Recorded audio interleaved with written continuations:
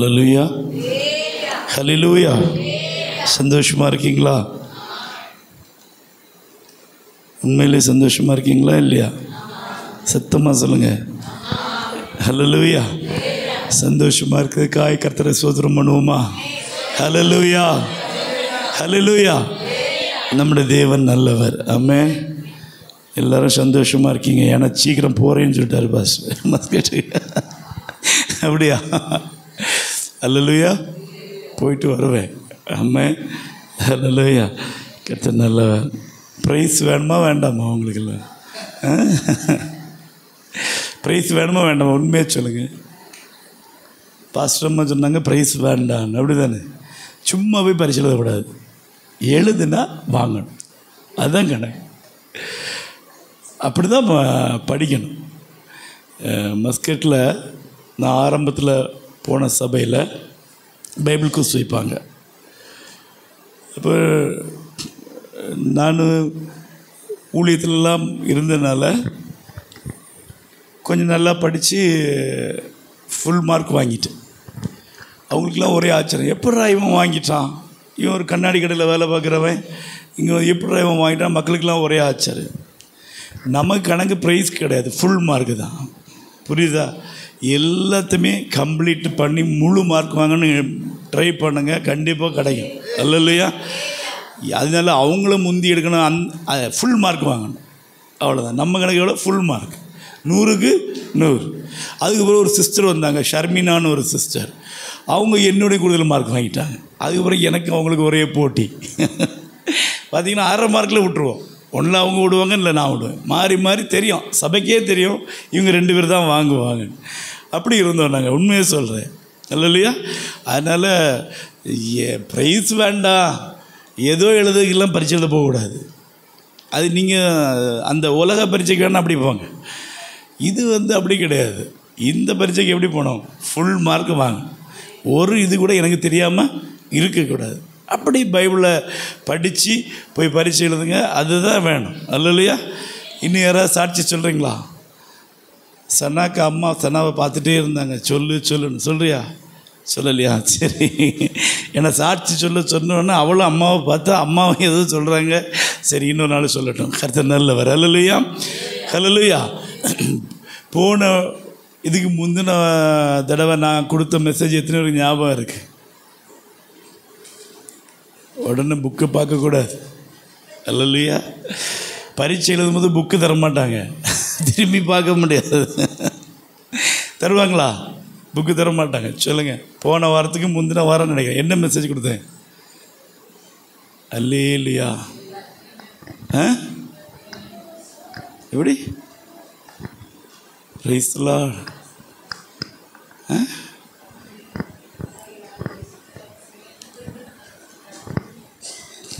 எப்படி இருக்கணும்? எனக்கு நானே குழம்பியாச்சு. நீங்கள் எல்லாம் நிறைய மெசேஜ் கொடுத்த மாதிரி சொல்கிறீங்க. உண்மையிலே நிறைய மெசேஜ் கொடுக்கணுன்னு தான் ஆசை. பார்த்திங்கன்னா இந்த சூழ்நிலைகள், நம்ம ஒர்ஷிப் பண்ணும்போது, மக்களோட காரியங்களை பார்க்கும்போது, ஒன்று கேட்கும்போது நிறைய மெசேஜ் கொடுக்கணும். ஒன்றாவது வருது. ஆனால் எல்லா மெசேஜும் கொடுக்க முடியாது. ஒரு மெசேஜ் தான் கொடுக்க முடியாது. இதுக்கு முன்னாடி கொடுத்த மெசேஜ் என்ன?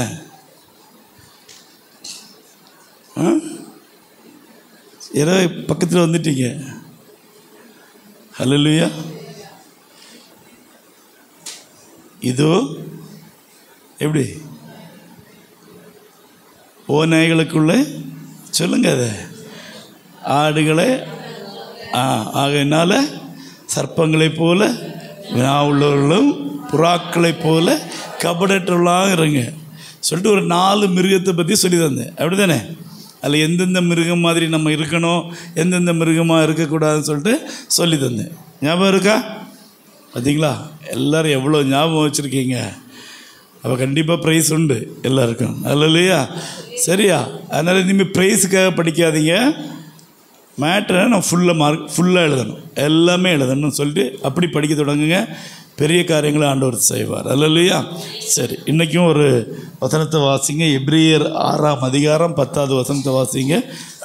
எபிரேயர் 6:10. ஏனென்றால் உங்கள் கிரியையையும் நீங்கள் பரிசுத்தவான்களுக்கு ஊழியம் செய்ததினாலும் செய்து வருகிறதுனாலும் தமது நாமத்திற்காக காண்பித்த அன்புள்ள பிரயாசத்தையும் மறந்து விடுகிறதற்கு தேவன் அநீதி உள்ளவர் அல்லவே. ஆமென். அல்லேலூயா. இந்த வசனம் என்ன சொல்லுதுன்னா, இந்த ஆண்டவருடைய காரியத்தின் நிமித்தம் நீங்கள் படுகிற கிரியைகளை பாடுகளை தேவன் என்ன செய்ய மாட்டாரா? மறக்க மாட்டார். ஏன் அப்படி மறக்கிறதுக்கு அவர் யாரா? அநீதி உள்ள தேவன் அல்ல. அப்போ நீங்கள் தேவனுடைய காரியத்தில் என்னென்ன பிரயாசப்படுறீங்களோ எல்லா பிரயாசங்களையும் கர்த்தர் என்ன செய்கிறாரா? நினைவில் வைத்திருக்கிறார். அல்ல, அது எனக்கு அர்த்தம். இன்னொரு வசனத்தை கூட வாசிங்க. வெளிப்படுத்தின விசேஷம் 22ஆம் அதிகாரம் 11-12 வாசிங்க. 11-12. அநியாயம் செய்கிறவன் இன்னும் அநியாயம் செய்யட்டும். அசுத்தமாய் இருக்கிறவன் இன்னும் அசுத்தமாய் இருக்கட்டும். நீதி உள்ளவன் இன்னும் நீதி செய்யட்டும். பரிசுத்தம் உள்ளவன் இன்னும் பரிசுத்தமாகட்டும். இதோ சீக்கிரமாய் வருகிறேன். அவனவனுடைய கிரியைகளின்படி அவனவனுக்கு நான் அளிக்கும் பலன் என்னோட கூட வருகிறது. அல்லேலூயா. பாருங்க, கிரியைகளை எல்லாம் கர்த்தர் என்ன செய்கிறாரா? பார்க்கிறார். மறக்க மாட்டார், ஞாபகத்தில் வச்சிருக்கிறார். நல்ல கிரியைகளையும் அவர் மறக்க மாட்டார், கெட்ட கிரியைகளையும் அவர் மறக்க மாட்டார். எல்லாவற்றையும் அவர் தெரியும். அப்போ இன்னும் நல்லது செய்கிறவங்க என்ன செய்யட்டும்? நல்லது செய்யட்டும். அநியாயம் செய்கிறவங்க அநியாயம் செய்யட்டும். பரிசுத்தம் உள்ளவர்கள் பரிசுத்தமாகட்டும். ஏன்னா அவர் சீக்கிரமாக வரப்போகிறார். அவர் வரும்போது அவனுடைய கிரியைகளுக்கு தக்க பலனை அவர் என்ன செய்வார்? அளிப்பார். அல்லேலூயா. பாருங்க, போன வாரம் 4 மிருகங்களை பற்றி பார்த்தோம்.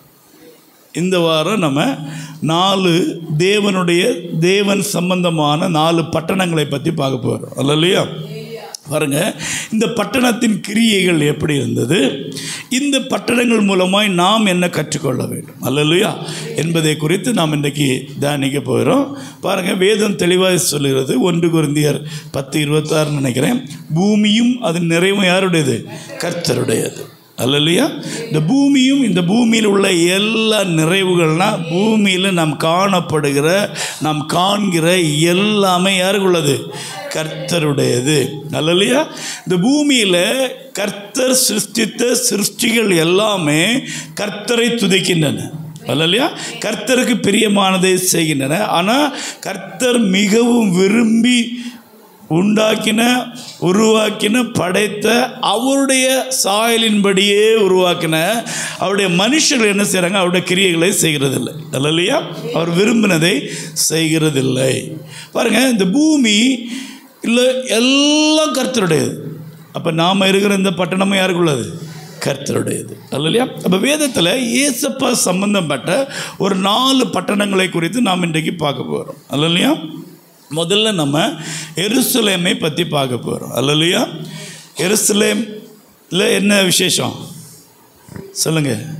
எருசலேமில் என்ன விசேஷம்? தேவாலயம் இருந்தது. அல்லேலூயா.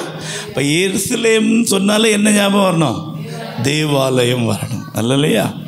அப்போ தேவ பிள்ளைகள் ஒவ்வொருவரையும் ஆண்டவர் சில சமயங்களில் பட்டணங்களுக்கு நகரங்களுக்கு ஒப்பாக்கி பேசுகிறார். பாருங்கள், ஒரு ஊமையை சொல்லும்போது என்ன சார்? விளக்கை கொளுத்தி யாரும் எங்கே வைக்க மாட்டாங்களா? மரக்கால்னால் மூடி வைக்க மாட்டாங்க.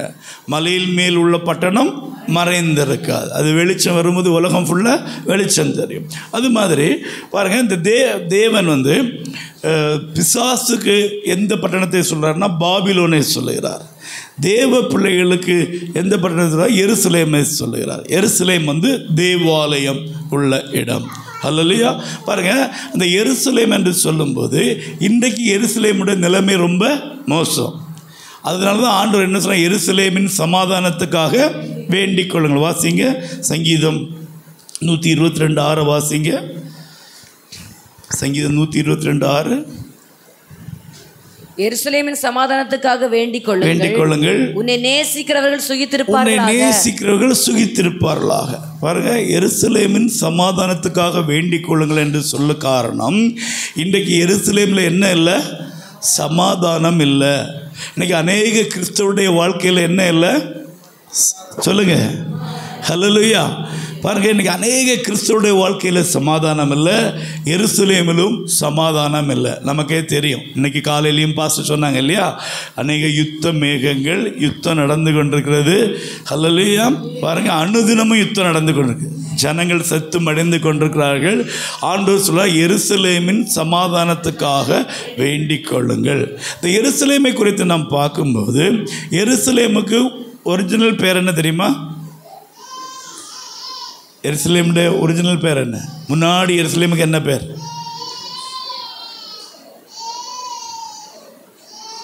எபூசியருக்கு முன்னாடி என்ன பேர்? சாலேம். வாசிங்க, ஆதியாகமம் 14ஆம் அதிகாரம் 18ஆவது வசனம் வாசிங்க. அன்றியும் உன்னதமான தேவனுடைய ஆசாரியனாயிருந்த சாலேமின் ராஜாவாகிய மெல்கிசதேக். அப்ப பாருங்க, அந்த எருசலேமுக்கு முதல் பேர் வந்து சாலேம். சாலேம்னா என்ன அர்த்தம்? ஷாலோம், சமாதானம், சமாதானம் என்று அர்த்தம். பாருங்க, அந்த தேசத்தை ஆண்ட ராஜாவுக்கு என்ன பேரு? மெல்கி சதேக். மெலக் சதேக்னா நீதியின் ராஜா. ஹல்லேலூயா. பாருங்க, சமாதானத்தின் ராஜா அவருக்கு பேர். அவர் ஆண்ட இடத்துக்கு பேர் வந்து சாலேம். அப்போ அந்த இடத்துல என்ன விசேஷம்னா, முதல்ல உலகம் முழுவதிலும் இந்த உன்னதமான தேவனை ஆராதித்த ஜனங்கள் இருந்த இடம் சாலேம். அல்லேலூயா. உலகத்திலே முதல்ல தேவனை ஆராதித்த இடம் இந்த சாலேம். சாலேம்னா சமாதானம் என்று அர்த்தம். அப்போ அதனால தான் ஆண்டவர் பாருங்க, தமக்கென்று ஒரு சன்னதியை ஏற்படுத்த விரும்பின போது ஆபிரகாமை பாபிலோன்லேருந்து, பாபிலோன் எந்த இடம்? பிசாசுடைய இடம். அந்த பிசாசின் இடத்துலேருந்து ஒருத்தரை கொண்டு வந்து இந்த சாலேமுக்கு கொண்டு வரார். பாருங்க, உலகத்தில் எத்தனையோ ஜனங்கள் இருந்தாங்க. ஆண்டவர் நினைத்தா ஒரு ஜனத்தை உண்டாக்கிக்க முடியும், அல்லையா? ஆனால் பாபிலோனில், கல்தேயர் தேசத்தில் பிசாசுகளை ஆராதித்து கொண்டிருந்த ஒருவனுடைய மகனை, ஆபிரகாமை தெரிந்து கொண்டு வந்து அவனை கொண்டு வந்து தேவன் தம்முடைய ஜாதியாய் மாற்றினார், அல்லையா? ஆண்டவருக்கு எப்படி தெரியுமா? நீங்களும் நானும் கர்த்தரை அறியாமல் உலகத்தில் இருந்தோம், இந்த பாவத்தில் இருந்தோம், அக்கிரமத்தில் இருந்தோம், அடிமைத்தில் இருந்தோம். நம்மளை கொண்டு வந்து அவரை மகிமைப்படுத்துவதுதான் கர்த்தருக்கு பெரியும். அல்லேலூயா. அதனால தான் பாருங்க, ஆபிரகாம் அங்கேருந்து கொண்டு வந்து இங்கே கொண்டு வச்சார் சாலேமில். அந்த சாலேமில் இருந்த ஜனங்கள் அதன் பிறகு என்ன ஆனாங்கன்னு தெரியாது. பாருங்க, நம்முடைய இயேசப்பாவே அந்த மெல்கிசதேக்கின் வம்சத்தில் வந்த பிரதான ஆசாரியர் என்று நாம் பார்க்குறோம். அப்போ அவருடைய பிள்ளைகளாகிய நாம் எப்படி இருக்கணும்? அந்த வம்சத்தின்படி தான் இருக்கணும், அல்லையா? தேவனுக்கு ஊழியர் செய்கிற ஒவ்வொரு மெல்கிசதேக்கின் வம்சத்தின்படியான தேவ பிள்ளைகளாக இருக்க வேண்டும் என்று தான் தேவன் விரும்புகிறார், அல்லையா? பாருங்க, அப்போ அதன் பிறகு அந்த இடத்துல இருந்த அந்த மெல்கிசதேக் ராஜாக்கு பிறகு அந்த ஜனங்கள் என்ன ஆனாங்க, எங்கே போனாங்கன்னு யாருக்குமே தெரியாது. ஆனால் அதன் பிறகு அந்த இடத்தை ஆளுகை செய்து பாஸ்டர் சொன்ன மாதிரி எபூசியர்கள். அந்த எபூசியர்களுடைய அந்த இடத்தை தான் யார் பிடிச்சா? அவங்க கையிலேருந்து தாவீது பிடிச்சார், அல்லையா? அந்த எபூசியில் என்ன சொன்னாங்க? இவங்கெல்லாம் இங்கே வர முடியாது, தாவீதுலாம் இங்கே வர முடியாது, வந்தால் சப்பானியும் குருடர்களையும் என்ன செய்வாங்க? அடித்து விரட்டுறாங்க. ஆனாலும் வேதம் சொல்லுது, தாவீது அந்த சீயோன் கோட்டையை பிடித்தான், அல்லையா? பாருங்க, தாவீது சீயோன் கோட்டையை பிடித்ததுனால, தாவீதை ஆண்டவருக்கு பிடித்ததுனால ஆண்டவர் சீயோன் என்னுடையது, அல்லையா? உங்களை ஆண்டவருக்கு பிடிக்கும்னா உங்களுக்குள்ள எல்லாத்தையும் கர்த்தர் சொல்லுவார், அது எல்லாம் என்னுடையது, அல்லையா? நம்முடைய வாழ்க்கை கர்த்தருக்கு பிரியமாக இருக்கும் என்றால், நாம் ஒருவர் ரட்சிக்கப்பட்டது உண்மை என்றால், அந்த ரட்சிப்பில் நாம் நிலைத்திருப்ப உண்மைனா, நமக்குள்ள குடும்பம், நம்முடைய பிள்ளைகள், நம்முடைய ஆஸ்தி, நம்முடைய வீடு, நம்முடைய சொத்து பத்து எல்லாமே கர்த்தர் சொல்லுவார், இது என்னுடையது, அல்லையா? கர்த்தருக்குள்ளதை யாராவது தொட முடியுமா? யாரும் தொட முடியாது, அல்லையா? அப்படி வந்து ஆண்டவர் பாருங்க. அப்போ அந்த எபூசியன்ட்டு பிடித்து அந்த இடத்துல அவன் பேர் வைக்கிறான். தாவீது தான் இந்த பேரை வைக்கிறான். என்ன பேர்? எகு சாலேம், அல்லையா? எகு சாலேம்னா என்னன்னா, அந்த இழந்து போன அந்த சமாதானம் திரும்ப வரட்டும். அல்லேலூயா. அதனால தான் ஆண்டவர் இன்னைக்கு சொல்றார், எருசலேமின் சமாதானத்துக்காக வேண்டிக் கொள்ளுங்க. இன்னைக்கு அநேக கிறிஸ்துவ பிள்ளைகளுடைய வாழ்க்கையில் என்ன இல்லை? சமாதானம் இல்லை, சமாதானம் இழந்து போயிருக்கிறது. எருசலேம் என்ற அர்த்தம் என்னன்னா, தேவனுடைய ஆலயம் இருந்த இடம். அப்ப நீங்களும் நானும் தேவனுடைய ஆலயமா இருக்கிறோம். அல்லேலூயா. கொரிந்தியர் புத்தகத்தில் சொல்லுங்க, நீங்கள் உங்களுடையவர்கள் அல்ல, நீங்கள் உங்களில் தங்கியிருக்கிற பரிசுத்த ஆவியானவர் தங்கும் ஆலயமா இருக்கிற. அப்ப நீங்களும் நானும் யாரு சொல்லுங்க? தேவனுடைய ஆலயம். தேவனுடைய ஆலயம்னா அதுல யார் தங்கியிருப்பா? தேவனே தங்கியிருப்பா. அல்லேலூயா. எத்தனை பேருடைய வாழ்க்கையில சொல்ல முடியும், எனக்குள்ள தேவன் இருக்கிறார் என்று சொல்லி? நமக்குள்ள தேவன் இருந்தா நாம் தேவன் தங்கும் ஆலயம். தேவன் தங்கும் ஆலயம் எருசலேம். தேவ பிள்ளைகள் ஒவ்வொருவரும் எருசலேமாய் மாற வேண்டும் என்று சொல்லி தேவன் விருப்பமுள்ளவராய் இருக்கிறார். இன்னைக்கு அந்த ஒரிஜினல் எருசலேமில் எப்படி சமாதானம் இல்லையோ, எப்படி சமாதானத்தை இழந்தவர்கள் தவிக்கிறார்களோ, அதே போல இன்னைக்கு அநேக தேவ பிள்ளைகளுடைய வாழ்க்கையில் சமாதானம் இல்லாததற்கு காரணம் என்னன்னா, நாம் தேவனை விட்டு விட்டோம். அல்லேலூயா. தேவனை திரும்பவும் நமக்குள்ள வருவார் என்றா அந்த சமாதானம் திரும்பி வரும். அதுதான் எருசலேம். அல்லேலூயா. பாருங்க, அப்ப தேவனே ஏற்படுத்தின இடம் தான் அந்த எருசலேம். அந்த இடத்துல பார்த்தீங்கன்னா, அதன் பிறகு கிறிஸ்துவுக்கு முன் 586 அந்த இடத்தை அந்த தேவாலயத்தை அவங்க என்ன செய்ய சுட்டெரித்து போட்டாங்க. யார் கட்டின தேவாலயம்? சாலமோன் கட்டின தேவாலயம். அந்த தேவாலயத்தை கட்ட விரும்பினது யாரு? தாவீது. ஆனால் ஆண்டவர் சொன்னார், நீ உன் கைகள் இரத்த கரைப்படைந்திருக்கு, ஆனால் உன் மகன், உன் குமாரன் எனக்கு ஆலயத்தை கட்டுவான்னு சொல்லி அந்த இடத்துல ஆலயத்தை சாலமோன் ராஜா கட்டினார். அந்த ஆலயத்தை கிறிஸ்துவுக்கு முன் 586 பாபிலோனில் என்ன செய்தாங்க? சிறைபிடித்து போகும்போது அந்த ஆலயத்தை தரமட்டமாக்கி போட்டாங்க. அல்லேலூயா. அப்போ சொல்றாங்க, தேவ மகிமை எருசலேமை விட்டு போய்விட்டது. அல்லேலூயா. எருசலேமிலிருந்து வெளிச்சம் போய்விட்டது.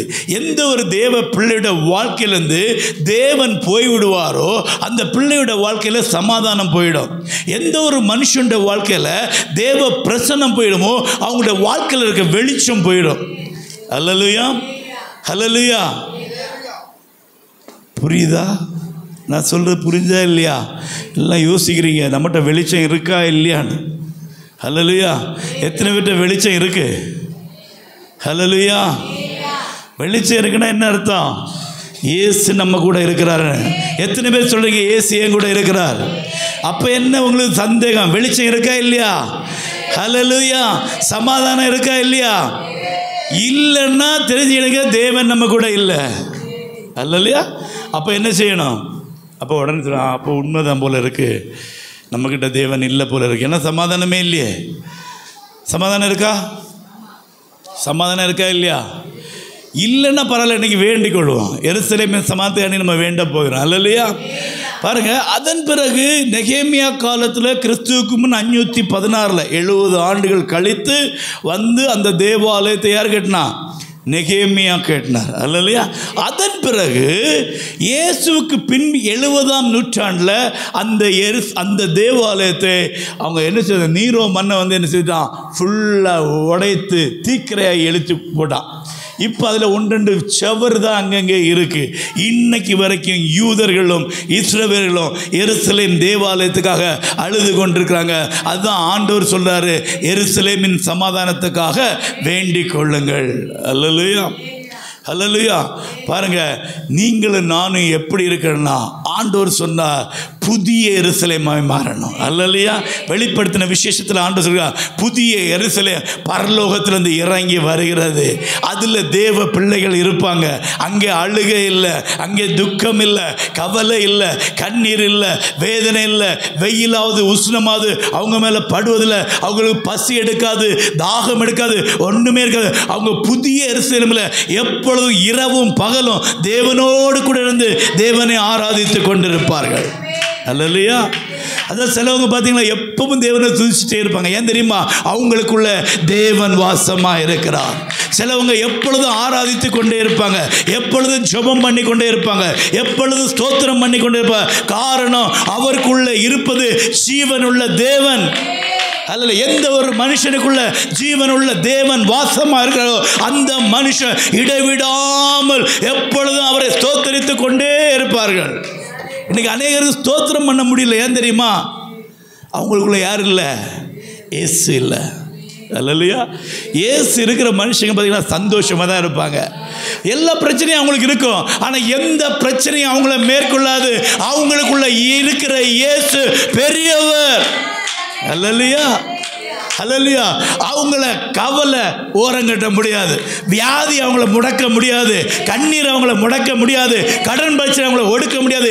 என்ன பிரச்சனை வந்தாலும் அவர்களுடைய வாய் ஓயாமல் கர்த்தரையே துதித்துக் கொண்டிருக்கும். காரணம், நம்முடைய தேவன் ஜீவன் உள்ளவர், அவர் உயிர் உள்ளவர், அவர் நம்மை புதிய எருசலேமா மாற்றி இருக்கிறார்.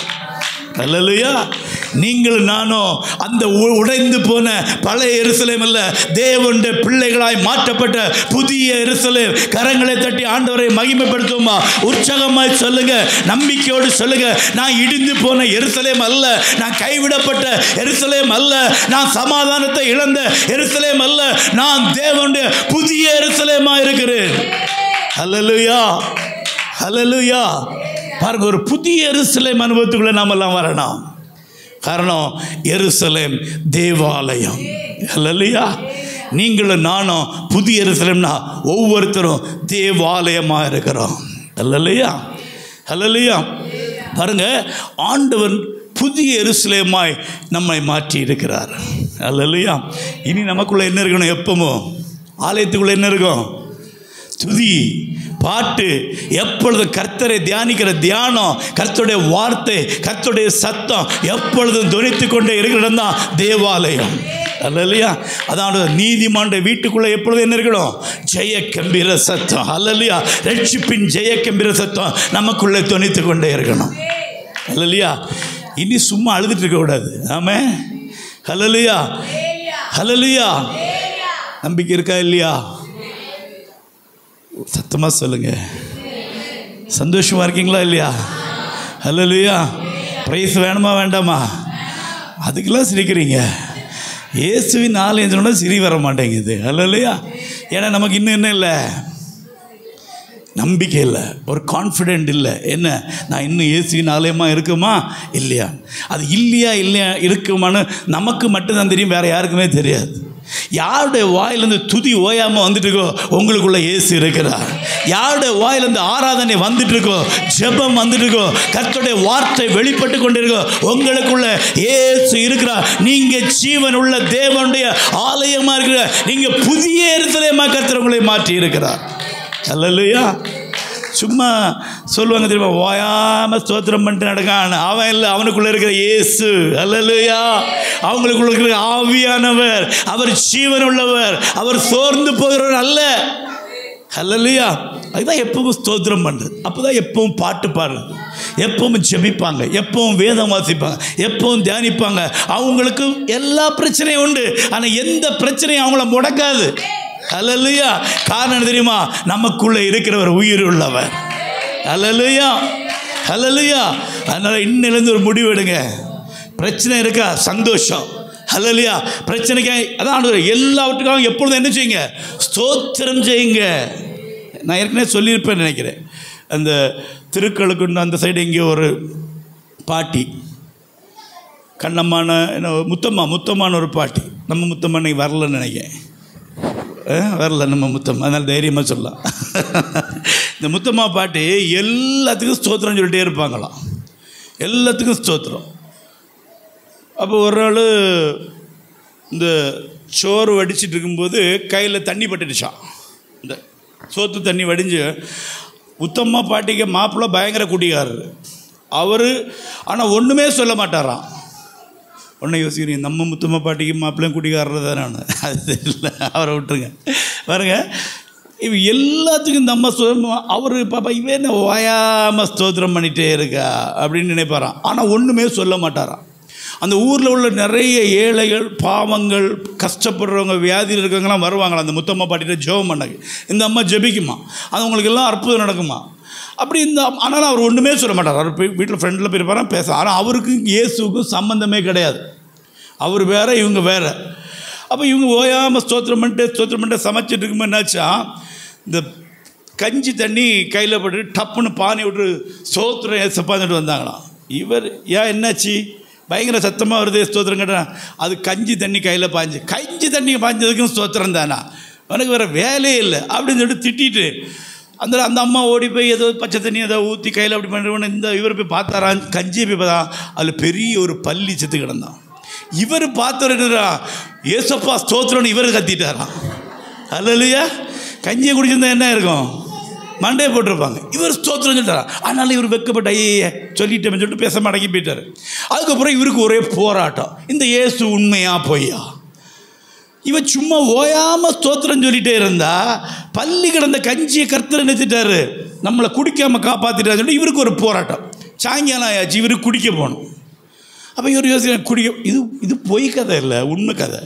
குடிக்க போகணுமா வேண்டாமா, குடிக்க போகணுமா வேண்டாமான்னு பயங்கர போராட்டத்துக்கு பிறகு சரி இன்றைக்கி ஒரு நாள் குடிச்சு நிறுத்திடுவோம். இந்த குடிகாரன் சொல்கிறது மாதிரி, குடிகாரன் கிட்ட தெரியுமா, குடியை விடவே முடியலன்னு வானா, நீ கையிலேருந்து விட்டால் தானே அது கீழே விடும். சிகரெட்டை விடவே முடியலண்ணா, சிகரெட் இப்படி இருக்குது, கை எடுத்து பாருங்க விழுந்துடும். இது தெரியாமல் நிறைய பேர் பிடிச்சி வச்சுக்கிட்டு விட முடியல. அது எங்கே, நீ விடு கையை விட்டாவே என்ன நாங்கள் இது குடிச்சதுனால சொல்கிறேன். நல்ல இல்லையா, அல்ல இந்த கையில் பிடிக்கிறத விடுங்க, சிகரெட்டு கீழே விழுந்துடும், அதுக்கப்புறம் வராது. இதை எடுத்து பிடிச்சா தான் அடுத்து பிடிக்க முடியும். புரியுதா உங்களுக்கு? அதே மாதிரி இவர் பார்த்தா இன்றைக்கி ஒரு நாள் குடிச்சிட்டு நேரத்தில் குடிக்க போயிருக்கார். குடிக்க போச்சும் போகிற வழியில் ஒரு நாய் செத்து கிடந்திருக்கு.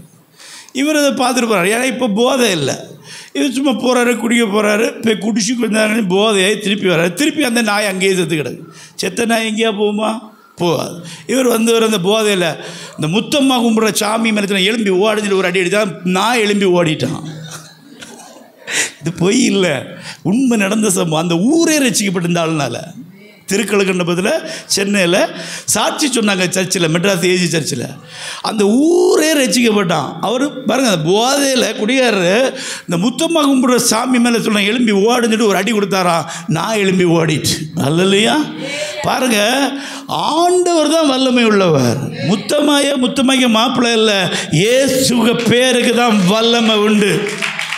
இந்த இயேசு உங்களுக்குள்ள வந்தா உங்கள் வாழ்க்கை மாறும். உங்கள் மரித்து போன காரியங்களில் ஒரு உயிர் பெற கர்த்தர் செய்வார். செத்த எலும்புகள் உயிரடையும், உலர்ந்து போன எலும்புகள் உயிரடையும். உங்கள் பிரச்சனைக்கு, கவலைக்கு, கண்ணீருக்கு இயேசு ஒருவர் மாத்திரமே விடுதலை கொடுக்க முடியும். அல்லையா, அதனால் என்ன சொன்ன, எப்பவும் ஓயாமல் ஸ்தோத்திரம் பண்ணுங்க. அல்லையா, என்ன வந்தாலும் நன்றி சொல்லுங்க, எது நடந்தாலும் நன்றின்னு சொல்லுங்க. கர்த்தரை ஓயாமல் துதிக்க பாருங்க. அதுதாங்க பெந்தேகோஸ்தே அனுபவம். அல்லையா, அங்கேருந்து அக்கினி இறங்கி வந்தபோது அங்கே இருந்த யாரும் சும்மா இருக்க முடியல. அவங்க தெரியாத பாஷைகளை பேசி ஆண்டவரை மகிமைப்படுத்தி கொண்டே இருந்தாங்க. பற்பல பாஷைகளை பேசினாங்க. அதுதாங்க பரிசுத்த ஆவியின் அபிஷேகம். அல்லையா, அந்த ஆவி உங்களுக்குள்ளே இருக்குன்னா உங்க சும்மா இருக்க முடியாது. அது எப்பவும் துதிச்சுட்டே தான் இருக்கும். அப்போ நீங்களும் நானும் அந்த புதிய எருசலேமாய் மாறணும். அல்லையா, இன்னொரு அடுத்த 2வது இடம் பாருங்க, பெத்லகேம். பெத்லகேம் வந்து என்ன இடம், ஒரு விசேஷித்த இடம், அப்படிதானே? பெத்லகேம் யார் பிறந்த இடம், ஏசப்பா பிறந்த இடம். அந்த பெத்லகேமுக்கு 3 மகிமையான காரியங்கள் உண்டு. ஒன்று வந்து அந்த பெத்லகேமில் உள்ள கோதுமை, 2வது என்னது, அந்த பெத்லகேமில் உள்ள ஆடுகள், 3வது வந்து ராஜா அங்கே தான் பிறந்தார். யார், இயேசு. அது யாருக்கு ஊர், தாவீதின் ஊர். அல்லையா, பாருங்க ஒரு வசனத்தை வாசிங்க, மீகா 2:5 வாசிங்க. மீகா 5:2 வாசிங்க. எப்ராத்தா எனப்பட்ட பெத்லகேமே, நீ யூதேயாவில் உள்ள ஆயிரங்களுக்குள்ளே சிறியதா இருந்தும் இஸ்ரவேலை ஆள போகிறவர் உன்னிடத்திலிருந்து புறப்பட்டு என்னிடத்தில் வருவார். ஆமென். அல்லேலூயா. பாருங்க, எப்ராத்தா என்னப்பட்ட பெத்லகேம். பாருங்க, அந்த ஊருக்கு உண்மையான பேர் என்ன, எப்ராத்தா. ஒரு சின்ன ஊர், ஒன்றுமே வெளியே தெரியாத ஊர். அல்லேலூயா. ஆனால் அந்த ஊரில் யார் வந்தா, உலகத்தை ஆளப்போகிறவர் வந்தார். அல்லையா, ஒருத்தர் கேட்குறேன், அந்த நாத்தான் நாசரேத்துலேருந்து பாருங்கள், பெத்லகேம் வந்து அதில் ஆமாம், அது வந்து பார்த்திங்கன்னா உலகத்திலே உயர்தர கோதுமை அந்த பெத்லகேமில் தான் விளையும். அப்போ இயேசுடைய வார்த்தை என்னது? நமக்கு அப்பம், ஜீவ அப்பம் நானேன்னு சொன்னார். அப்போ பாருங்க, தேவ பிள்ளைகள் ஒவ்வொருவரும் இந்த பெத்லகேமில் உள்ள அந்த உயர்தர ஜனங்களாய் நாம் மாறணும். முதல்ல என்னது? கோதுமை. உயர்தர அப்பம் அந்த பெத்லகேமில் தான் விளைந்தது. ரெண்டாவது என்னது? உயர்தர ஆடுகள், நக்கோட்டைங்கிற ஆடுகள். அந்த ஆடுகள் அந்த பெத்லகேமில் இருந்தது. நம்முடைய இயேசப்பா இந்த பூமியில் வரும்போது எப்படி வந்தார்? எப்படி வந்தார்? நமக்காக அடிக்கப்படுகிற தேவ ஆட்டுக்குட்டியாய் வந்தார். அப்போ நம்ம ஒவ்வொருடைய வாழ்க்கை எப்படி மாறணும்? அந்த இயேசுவை போல ஆட்டுக்குட்டியானவராய் நாம் மாறணும். மூணாவது பாருங்க, நம்மளை ஒவ்வொருவரையும் அவர் எப்படி மாற்றிருக்கிறார்? ராஜாக்களாய் மாற்றிருக்கிறார். அல்லையா? நம்மளாம் யாரு? தெரிந்து கொள்ளப்பட்ட ராஜரீக ஆசாரிய கூட்டம். அப்போ தாவீதின் சன்னதியில் இயேசப்பா வந்தார். ஆனால் இன்னைக்கு அந்த பெத்லகேமோட நிலைமையை நீங்கள் பார்த்தீங்கன்னா அங்கே என்ன இல்லையா? இந்த கோதுமை இல்லை, ஆடுகள் இல்லை, கொஞ்சம் கொஞ்சம் அங்கங்கே இருக்கான். அந்த இடங்கள்லாம் பாழாகி பாபிலோனியர், அந்த பாலஸ்தீனர்லாம் அங்கே குடியிருக்கிறாங்களாம் இப்போ பெத்லகேமில். நல்லலையா? பாருங்கள், அந்த ஒன்றுக்கு உதவாத அந்த எஃப்ராத்தாவாக இருந்த பெத்லகேமை தேவன் அந்த இடத்துல வந்து பிறந்ததுனால, உலகத்தை ஆள செய்கிற தேவன் வந்ததுனால அது பெத்லகேமாய் மாறினது. அல்லையா? பாருங்க, ஒன்றுக்கு உதவாக இருந்த நம்மை கர்த்தர் எடுத்து அவருடைய ஜனங்களாய் மாற்றி ஜீவனுள்ள தேவனுடைய பிள்ளைகளாய் நம்மை மாற்றி இருக்கிறார். அல்லையா? அப்போ நமக்குள்ள என்ன இருக்கணும்? கர்த்தருடைய வார்த்தை இருக்கணும். அல்லையா? அந்த ஜீவ அப்பமாகிய வார்த்தை நமக்குள்ளே இருக்கணும். ரெண்டாவது என்ன இருக்கணும்? நம்மளும் எப்படி இருக்கணும்? அந்த ஆண்டவருக்கு பிரியமான, மற்றவங்களுக்கு பிரயோஜனமுள்ள ஆடுகளாய் மாறணும். இயேசுப்பா வந்து இருந்தார், உலகத்துக்காக அடிக்கப்படுகிற தேவாட்டுக்குட்டியாக வந்தார். இதுக்கு முன்னாடி என்ன மெசேஜ் கேட்டோம்? 2 வாரத்துக்கு முன்னாடி நாமெல்லாம் எப்படி மாறணும்? ஆடுகளாய் மாறணும்.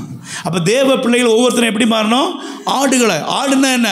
மற்றவங்களுக்கு பிரயோஜனம் உள்ளவர்களாய் மாறணும். ஆடுகள் வந்து மற்றவங்களை என்ன செய்யாது? காயப்படுத்தாது, அடுத்தவங்களை கஷ்டப்படுத்தாது, வேதனைப்படுத்தாது. அதெல்லாம் அன்றைக்கே சொல்லியிருந்தாச்சு. எல்லாருக்கும் ஞாபகம் இருக்கா? இருக்குது. ஆடுக்கு வாயில் கொண்டு கை வச்சா, செம்மறி ஆடுக்கு வாயில் கை வச்சா அது என்ன செய்யாது? கடிக்காது. கடிக்கிறது யாருக்கு புத்தி? நாய்க்கு புத்தி. நாய் என்ன செய்யும்? கடிக்கும். அது கடிக்க சொல்லியிருந்தேன், ஞாபகம் இருக்கா? அது பக்கத்தில் போனாலே என்ன செய்யும்? கடிக்க வரும். அப்போ நம்ம எப்படி இருக்கணுமா? ஓநாயாக இருக்கக்கூடாது, ஆடுகளாக இருக்கணும். அப்போ பெத்லகேமாய் மாறின நாம் ஆடுகளாக இருக்கணும். அடுத்த ஆண்டவர் நம்மளை எப்படி மாற்றிருக்காராம்? ராஜாக்களாய். அல்லையா? தேவனை உடையவர்கள் ஒவ்வொருத்தரும் யார்? நீங்கள் யார்? ராஜாக்கள். உங்களிலிருந்து உலகத்தை ஆளுகிறவர்கள் பிறப்பார்கள். அல்லையா? உங்களிலிருந்து பெரிய ஜாதிகளை கர்த்தரை எழுப்புவார். நீங்கள் தேவனுடைய பிள்ளைகளாக இருக்கும்போது உங்களிலிருந்து பெரிய தேவ சன்னதிகளை கர்த்தர் எழுப்புவார். பெரிய சபைகளை எழுப்புவார். பெரிய ஊழியங்களை எழுப்புவார். அநேகரை ரட்சிக்கக்கூடிய தேவ பிள்ளைகளை உங்களிலிருந்து கர்த்தர் எழுப்புவார். அல்லையா? அப்போ நீங்களும் நானும் எப்படி மாறணும்? ஆண்டவர் பிறந்து வளர்ந்த ஒரு பெத்லகேமாய் மாறணும். பெத்லகேமில் என்ன இருந்தது? கோதுமை, ஆடு, ராஜா. அப்போ நமக்குள்ள என்ன இருக்கணும்? வார்த்தை என்கிற அந்த கோதுமை இருக்கணும். ரெண்டாவது, மற்றவர்களுக்கு பிரயோஜனம் உள்ள ஆடுகளாய் நீங்களும் நானும் மாறணும். மூணாவது என்ன? நமக்குள்ளேருந்து ராஜாக்கள் எழும்பணும். ஆமென், ஹல்லேலூயா. அப்போ நம்முடைய பிள்ளைகள் யார்? இந்த உலகத்தை கலக்கிறவர்களாய் மாறணும். நம்முடைய பிள்ளைகள் பலவான் கையில் உள்ள அம்புகளாய் மாறணும். நம்முடைய பிள்ளைகள் உயரங்களில் இருக்கணும், உன்னதங்களில் இருக்கணும். அதை செய்யத்தக்கவ நம்முடைய தேவனாகிய கர்த்தர். நாம் ஒவ்வொருவரும் அவர் பிறந்த இடமாய் மாறுவோம் என்றால் அப்போ என்ன செய்யணும்? கிறிஸ்து நமக்குள்ளே வந்து என்ன செய்யணுமா? பிறக்கணும். அல்லேலூயா. எத்தனை பேருக்குள்ள கிறிஸ்து பிறந்திருக்கிறார்? அல்லேலூயா, அல்லேலூயா. எத்தனை பேருக்கு அந்த மறுபடியும் பிறந்த அனுபவத்துக்குள்ளே இருக்கீங்க? அல்லேலூயா. இயேசு எத்தனை பேருக்குள்ள பிறந்திருக்கிறார் சொல்லுங்க? அல்லேலூயா. கிறிஸ்மஸ் கொண்டாடுறோம், அப்படி தானே? கிறிஸ்மஸ் கொண்டாடுறோம், உண்மையிலே கொண்டாட வேண்டிய பண்டிகை. இப்போ அப்பா அம்மாவுக்கு யார் பண்டிகை கொண்டாட, பிறந்த நாள் கொண்டாட முடியும்? பிள்ளைகள், அப்படி தானே? பிள்ளைகளாக இல்லாமல் பிறந்தநாள் கொண்டாடினா அதுக்கு ஒரு பிரயோஜனம் உண்டா? இல்லை. அப்படி பிள்ளைகளாக இல்லாதவங்க யாருக்கு பிறந்தநாள் கொண்டாடுவா? யாதோ தலைவர்களுக்கு, யாதோ சினிமாக்காரனுக்கு, யாதோ பிரயோஜனம் இல்லாதவங்களுக்கு கொண்டாடுவாங்க. ஆனால் அப்பா அம்மாவுக்கு யார் கொண்டாடுவா பிறந்தநாள்? பிள்ளைகள் கொண்டாடுவாங்க. அப்போ நீங்களும் நானும் யார்? ஏசப்பாவுடைய பிள்ளைகள். அப்போ இனிமேல் கிறிஸ்மஸ் கொண்டாடணும்னு நினச்சிடுங்க, பிள்ளைகளை மாறினா தான் கொண்டாடணும். அப்போ தான் அதில் பிரயோஜனம் உண்டு.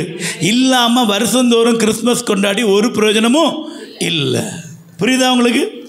ஹல்லேலூயா. அப்போ இனிமேல் அடுத்த வருஷம் இந்த வருஷம் இனி 2 மாதம் தான் இருக்குல்ல, கிறிஸ்மஸுக்கு துணி எடுக்க போச்சு யோசிக்கணும்.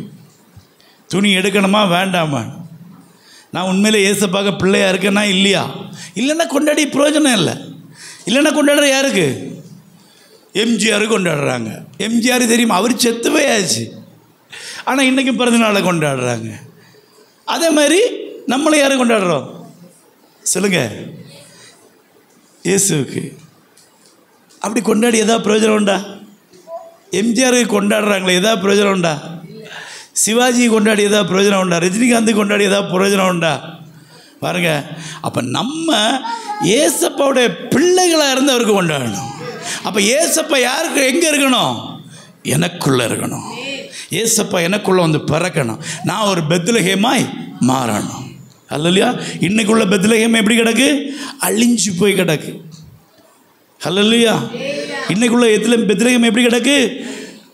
பாலஸ்தீனர்கள் குடியிருக்கிற இடமா இருக்கு. அல்லையா? பாருங்க, நாம் எப்படி இருக்கிறோம்? பிசாசு குடியிருக்கிற இடமா இருக்கிறோமா? இல்லை அழிந்து போய் கிடக்கிறோமா? நிம்மதி இழந்து கிடக்கிறோமா? தேவனுடைய மகிமை இழந்து இருக்கிறோமா? யோசிங்க. தேவனுக்கு நமக்கு சம்பந்தம் இருக்கா? அவர் பிறந்த இடம். அல்லையா? அவரே சொல்றாரு, எப்ராத்தா என்னப்பட்ட பெத்லகேமே, யூதாவில் உள்ள ஆயிரங்களுக்குள்ளே நீ சிறியதாக இருந்தும் இந்த உலகத்தை ஆளுகிறவர் உன்னிடத்திலிருந்து பெறப்படுவார். அல்லையா? அப்போ நம்ம சிறியவர்களாக இருக்கலாம், ஒதுக்கப்பட்டவங்களாக இருக்கலாம், யாருக்குமே பிரயோஜனமாக இருக்கலாம். ஆனால் கர்த்தர் நமக்குள்ளே வந்து பிறந்தார்னா நாம் பிரயோஜனமுள்ளவர்களாய் மாறணும். அல்லையா? பாருங்க, நம்ம ஒவ்வொருத்தரும் எப்படி மாறணும்? பெத்லகேமாய் மாறணும். ஏசு நமக்குள்ளே வந்து பிறக்கணும். அப்போ ஏசு எங்கே வந்து பிறப்பார்? என்ன முக்கியங்க? வார்த்தை இருக்கணும், நாம் ஆடுகளாக இருக்கணும், நமக்குள்ளே ராஜாவின் ஜெய கம்பீரம் இருக்கணும். யாருக்குள்ளே இது இருக்கோ அவங்களுக்குள்ளே இயேசு வந்து பிறப்பார். அல்லையா? வார்த்தை இருக்கிற இடத்துல இயேசு இருப்பார். வசனம் இருக்கிற இடத்துல இயேசு இருக்கிறார். வார்த்தை இல்லாத இடத்துல இயேசு இல்லை. அல்லையா? ஏன்னா வேதம் என்ன சொல்றது? ஆதியிலே வார்த்தை இருந்தது, அந்த வார்த்தை தேவனிடத்தில் இருந்தது, அந்த வார்த்தை தேவனா இருந்தது, அந்த வார்த்தை கிருபையும் சத்தியம் நிறைந்தவராய் நமக்குள்ளே வந்து வாசம் பண்ணினார். அப்ப யாருக்குள்ள வார்த்தை இருக்கோ அவங்களுக்குள்ள இயேசு இருக்கிறார். இப்ப சொல்லுங்க, எத்தனை பேருக்குள்ள இயேசு இருக்கிறார்? சத்தமா சொல்லுங்க. வார்த்தை இருக்கிறது தாங்க இயேசு இருப்பார். அல்லையா? வார்த்தை தான் இயேசு. அல்லையா? அப்போ இந்த வார்த்தை நமக்குள்ளே இருக்கணும். அடுத்தது நம்முடைய இந்த வார்த்தை நமக்குள்ளே வந்தாலே, இந்த வார்த்தையின்படி நீங்கள் நடக்க தொடங்கினாலே நீங்கள் என்ன செய்வீங்க? அவருடைய வார்த்தையின்படி உங்கள் சகோதரர்களை சிநேகிக்க தொடங்குவீங்க. அல்லையா? மற்றவங்களுக்கு பிரயோஜனம் உள்ளவர்களாய் மாறுவீங்க. அல்லையா? இல்லை இல்லை, நாங்கள் ஏசப்பாக்கு மட்டும்தான் பிரயோஜனம் உள்ளவராக இருப்பேன். ஏசப்பாக்கு உங்களால் ஒரு பிரயோஜனம் கிடையாது. புரியுதா? நீங்கள் ஏசப்பாக்கு என்ன செய்ய முடியும்? பார்க்க கூட முடியாது. அவரை ஆண்டவர் என்ன சொன்னார்? உங்ககிட்ட உங்கள் பக்கத்தில் இருக்க இந்த மிகவும் சிறியவர்களாகிய ஒருவனுக்கு நீங்கள் என்ன செய்தீங்களோ அதை எனக்கே செய்தீர்கள். இது எப்போ தெரிய வரும்? இந்த வார்த்தையை தெரிஞ்சாதான் தெரிய வரும். அப்போ நம்முடைய வாழ்க்கை என்ன செய்யணும்? மற்றவங்களுக்கு பிரயோஜனம் உள்ளதாய் மாறணும். அப்போ பிரயோஜனம் இல்லை, நம்ம எனக்கு பிள்ளை, எனக்கு மாப்பிள்ளை, என் பொண்டாட்டி, எனக்கு அண்ணன் தம்பி, எனக்கு அக்கா தங்கச்சி, இதெல்லாம் விட்டுட்டு இந்த மிகவும் சிறியவர்களாக இவர்கள் யார்? ஆண்டவர் சொன்னார், நீ காண்கிற சகோதரத்தில் அன்பு கூறாமல் இருந்தால் காணாத தேவனத்தில் என்ன செய்ய முடியாது? அன்பு கூற முடியாது. அப்போ நீங்களும் நானும் காண்கிற சகோதரத்தில் அன்பு கூறணும். அப்போ என்ன செய்யணும்? வழியில் போகிற எல்லாருக்குமே உதவி பண்ணணும். அப்படி தானே? சொல்லுங்க. அட்லீஸ்ட் என்ன செய்யணும், நம்முடைய ஆலயத்தில் வரவங்களுக்காது அல்ல இல்லையா, தேவ பிள்ளைகளுக்கு. அதான் நம்ம முதல்ல வாசம் தெரியுமா, எபிரேயர் 6:10 பரிசுத்தவான்களுக்காக நீங்கள் பட்ட பிரயாசங்களை எல்லாம் மறந்து போகிறதுக்கு அவர் யாரா, அநீதி உள்ளவர் அல்லவே. அப்போ நம்முடைய வாழ்க்கையில் என்ன செய்யணும், மற்றவங்களுக்கு பிரயோஜனம் உள்ள ஒரு வாழ்க்கையை வாழணும். என்னன்னாலும் மற்றவங்களுக்கு பிரயோஜனமாக தான் இருக்கணும். அடுத்தது நமக்குள்ள எப்பொழுதும் அந்த சோர்வு இருக்கக்கூடாது அல்ல இல்லையா, ஓய்ந்து போய் கிடக்கக்கூடாது. நமக்குள்ள யார் இருக்கா, ராஜா இருக்கிறார் அல்ல இல்லையா. ராஜாவின் பிள்ளைகள் எப்படி இருக்கணும், சிங்கத்துக்கு பிள்ளை எப்படி இருக்கும், சிங்கம் மாதிரி இருக்கணும். நீங்களும் நானும் யார், யூத ராஜசிங்கத்தோட பிள்ளைகள். நமக்குள்ள யார் இருக்கிறா, யூத ராஜசிங்கம் இருக்கிறா. அப்போ நீங்களும் நானும் யார், சிங்கத்தை மாதிரி இருக்கணும் அல்ல இல்லையா. நரிக்க பிள்ளை எப்படி இருக்கும், சிங்கம் மாதிரி ஆக முடியுமா, முடியாது. அப்போ நம்ம எப்படி இருக்கிறோம் சொல்லுங்க, ஏசப்பா பிள்ளைகள் எப்படி இருக்கணும், இயேசு மாதிரி இருக்கணும். சிங்கத்தின் பிள்ளை சிங்கம் மாதிரி இருக்கணும். அப்போ நம்ம நரி மாதிரி இருந்துட்டு சிங்கத்தின் பிள்ளைன்னு சொல்ல முடியுமா, முடியாது. நாயை மாதிரி இருந்துட்டு சிங்கத்தின் பிள்ளைன்னு சொல்ல முடியுமா, முடியாது. புரியுதா நான் சொல்கிறது, புரிஞ்சுக்கிட்டிங்கன்னா சரி. நம்ம எப்படி இருக்கணும், ராஜாவின் பிள்ளைகளாக இருக்கணும் அல்ல இல்லையா. நீங்களும் நானும் தெரிந்து கொள்ளப்பட்ட ராஜரிக ஆசாரிய வம்சம் என்பதை ஒரு காலம் மறந்து போகக்கூடாது அல்ல இல்லையா. சரி, இனி அடுத்த வருஷம் அடுத்து யாருன்னா நாசரேத். ஏசப்பா பிறந்த ஊர் எது, பெத்லகேம். அவர் வளர்ந்த ஊர் எது, நாசரேத். நாசரேத்தில் வேத ஆராய்ச்சியாளர்கள் சொல்கிறாங்க, கிட்டத்தட்ட 24 ஆண்டுகள் ஏசப்பா வாழ்ந்திருக்கிறார். எத்தனை வருஷங்க, 24. அவர் இந்த பூமியில் அதிகமாய் வாழ்ந்த இடம் நாசரேத். ஆனால் இந்த நாசரேத்துடைய உள்ள மக்கள் இயேசுவை நிராகரித்தார்கள் அல்ல இல்லையா. அவங்க இயேசுவை என்ன செய்யலை, ஏற்றுக்கொள்ளவில்லை. ஆனால் நாசரேத்துங்கிற அந்த ஜனங்கள் இந்த யூதேயாவிலே, அந்த இஸ்ரவேலிலே முழுக்க யூதர்கள் வாழ்ந்த இடம் இந்த நாசரேத். அவங்க பார்த்திங்கன்னா முடி வெட்ட மாட்டாங்க. அவங்க நசரேய விரதம், ஏசப்பாவுக்கு முடி வெட்ட மாட்டாங்க. பாருங்க, அந்த நாசரேத்தில் உள்ளவங்க கர்த்தருக்குன்னு அவ்வளோ வைராக்கியம் உள்ளவங்க. சவரகன் கத்தி என் மேலே என்ன செய்யாது, படக்கூடாது. அந்த அளவுக்கு கர்த்தருக்குன்னு வைராக்கியம் உள்ள ஒரு இடம். ஏசப்பா எத்தனை ஆண்டு வாழ்ந்தாராங்க, 24 வருஷம் வாழ்ந்த இடம். ஆனால் அவங்க கடைசி என்ன செய்யிட்டாங்கன்னா, இயேசுவை நிராகரித்து விட்டார்கள். நீங்கள் பார்த்தீங்கன்னா 30 வயசு வரை ஏசப்பா நாசரேத்தில் வாழ்கிறார். 30 வயதுகளிலிருந்து அவர் ஊழியத்துக்காக போகிறார். ஏன் 30 வயசு வரனா, இஸ்ரவேலரில் யூதர்களுடைய வழக்கத்தின்படி ஒரு ஆம்பளை பிள்ளை வீட்டை விட்டு வெளியே போனால் 30 வயசில், கல்யாண வயசு எப்போ 40 வயசு, வெளியே போகிற வயசு 30 வயசு. இந்த 30 வயசில் இவர் போயிட்டு ஞானஸ்தானம் எடுத்து ஊழியம் பண்ணுறார். ஊழியம் பண்ணிட்டு திருப்பி ஒரு 3 மாதம் கழிச்சு எங்கே வராரு, அவர் பிறந்து வளர்ந்த நாசரேத்துக்கு வரார். நாசரேத்தில் நிறைய பிரசங்கம் அதெல்லாம் பண்ணுறார். ஆனால் அவங்க என்ன செய்யலை, கேட்கல, ஏற்றுக்கொள்ளலை. வேதம் சொல்கிறது அவங்க அவரை விசுவாசிய விடனா அங்கே ஆண்டவர் ஒரு அற்புதமும் செய்ய முடியலை. சொல்கிறாரு, ஊழியக்காரன் தீர்க்கதரிசி ஒருத்தரும் எங்கெல்லாம் இடம் கனம் இல்லை, சொந்த ஊரில் அவனுக்கு கனம் இல்லைன்னு சொல்லி இப்படிலாம் பேசணுன்னா அவங்களுக்கு கோவப்பட்டு இவர் என்ன செய்கிறாங்க, ஒரு மலைக்கு மேலே கொண்டு போய் தள்ளி விட்டு கொல்ல பார்க்குறாங்க. எங்கே, 24 வருஷம் வளர்ந்த ஊர். அந்த ஊரில் உள்ள எல்லாரையும் யாருக்கு தெரியும், ஏசப்பா. அதுதான் பிரச்சனை. என்ன தெரியுமா பிரச்சனை, இவன் தச்சன் அல்லவா, இவனுடைய தகப்பன் இவன் அல்லவா, இவனுடைய தாய் இவன் அல்லவா, இவனுடைய சகோதரர்லாம் இங்கே இருக்கிறாங்க அல்லவா சொல்லிட்டு இயேசுவை தெய்வமாக ஏற்றுக்கொள்ள அவங்களுக்கு என்னதில்லை, மனதில்லை. இயேசுவை நிராகரித்தார்கள். இயேசு என்ன செய்தார், அந்த இடத்த விட்டு போயிட்டார் அல்ல இல்லையா. வாசிங்க, வேதத்தில் இருக்கு, வாசிங்க. நீ பாருங்க, 1:46 வாசிங்க. யோவான் 1:46. அதற்கு நாத்தான்வேல், நாசரேத்திலிருந்து யாதொரு நன்மை உண்டாக கூடுமா என்றான். அவங்களுடைய என்னென்ன, நாசரேத்திலிருந்து ஒரு நன்மையும் வராது. லூக்கா 4:16 வாசிங்க. லூக்கா 4:16.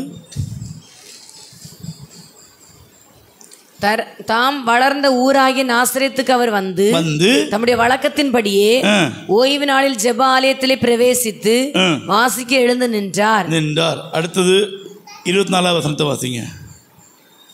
ஆனாலும் தீர்க்கதரிசி ஒருவனும் தன் ஊரிலே அங்கீகரிக்கப்பட மாட்டான் என்று மெய்யாகவே உங்களுக்கு சொல்லுகிறேன்.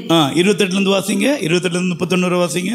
ஜெபாலயத்திலிருந்து எல்லாரும் இவைகளை கேட்ட பொழுது எல்லாரும் நிறைய பிரசங்கம் பண்றாரு. எல்லாரும் கேட்டபோது கோபம் அடைந்து எழுந்திருந்து அவரை ஊருக்கு புறம்பே கொண்டு போய் தள்ளி தங்கள் ஊர் கட்டப்பட்டிருந்த செங்குத்தான மலையின் சிகரத்திலிருந்து அவரை தலைகீழாய் தள்ளி விடும்படிக்கு அவர் அவ்விடத்திற்கு கொண்டு போனார்கள். அவரோ அவர்கள் நடுவே நின்று கடந்து போய் விட்டார். ஆமென். அல்லேலூயா. பாருங்க, அவரை கொண்டு போட பார்த்தாங்க. அவரோ அவரிடத்துல நினைச்சிட்டாரு, கடந்து போயிட்டாரு. போன பிறகு ஏசப்பா மரிக்கிறது வரைக்கும் திரும்பி எங்கே வரல? நாசரேத்துக்கு வரவே இல்லை. அல்லையா? நம்முடைய தேவனை மாதிரி ஒரு நல்ல தேவன் யாருமே கிடையாது. நீங்கள் அவரை தேடுனா உங்களுக்கு அவர் என்ன செய்வார்? தென்படுவார். நீங்கள் அவரை விட்டுட்டீங்கன்னா அவர் உங்களை விட்டுருவார். அல்லையா?